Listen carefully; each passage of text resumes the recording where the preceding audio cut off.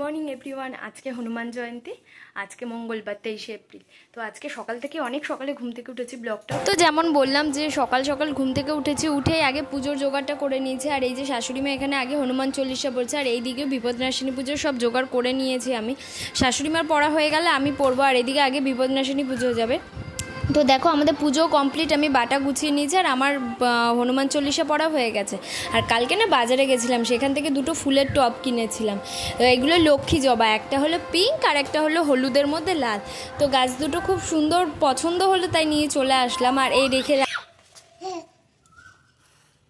কি মা এই যে সুন্দর ফুল ফুটবে।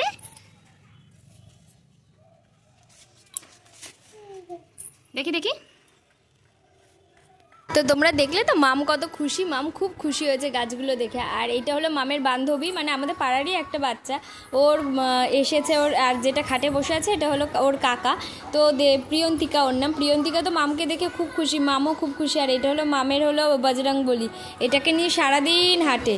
তো বজরংবলীকে দেখাচ্ছে প্রিয়ন্তিকাকে। তারপর আমি চলে এসেছিলাম মামের ঝুড়িতে, কতগুলো সব জামা কাপড়গুলো সব এলোমেলো হয়ে আছে, মানে শুকাচ্ছে, আমি এনে রেখে দিচ্ছি, গুছানো আর হচ্ছে না।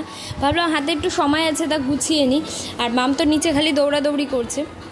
আর ছোটো বাচ্চা থাকলে যা হয়, আমার ঘরের যা অবস্থা, পিছনে ওয়ার্ড্রপটার উপরে যত জিনিস আছে সব তুলে রেখেছি, ড্রেসিং টেবিল পুরো ফাঁকা, কারণ মামের জন্য কিছু রাখতে পারছি না। তো নিচে শুধু ফেলা না, কোনটা যে কোন অঘটন ঘটাবে তার ঠিক নেই। তো 8টার মতো বাজে, হ্যাঁ 8টাই বাজে। তো মামকে নিয়ে একটুখানি বসেছি, কারণ ওকে খাটে রেখেছিলাম, সে কিছুতেই থাকবে না খাটে, ও বারবার নেমে যাচ্ছে, তাই ওকে নিয়ে একটু নিচেই আমি এই ডাইনিং রুমটাতে বসে রয়েছি। আর এই যে সব চারদিকে খেলনাবাটি ছড়ানো ছিটানো, এই যে বসে খেলছে খেলনাবাটি। তো ও যাতে একটু বসে, আর খাটে রাখলে না এখন খুব ভয়ও আছে, কারণ বারবার এদিক ওদিক চলে যায়, ওকে ধরে রাখা যায় না। আর এর জন্য নিচে নিয়ে এসেছি, এখানে যাই হোক পড়ে যাওয়ার ভয়টা কম আছে।